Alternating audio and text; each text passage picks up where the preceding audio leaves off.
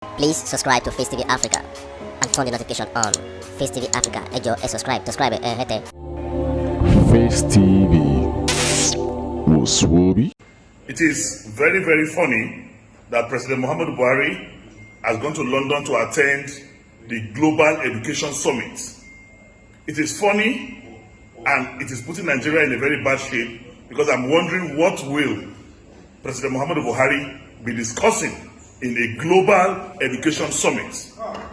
This is a man, this is President Muhammadu Buhari that is a school that has a certificate, secondary school certificate, a school cert failure, and unfortunately that certificate is even missing. We have not seen it.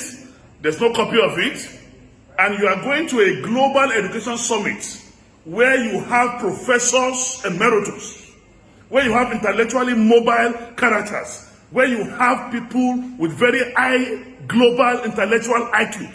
And Buhari is going to sit down and discuss what in a global education summit. I was even thinking that he would send somebody like Professor Yemi Osinbajo, his vice president, to go and interact. Because I don't know, except the president will be deaf and dumb during the summit, except he will just go there and be an observer. I am imagining what Buhari will go and discuss, where global intellectuals are going to be dissecting intellectualism.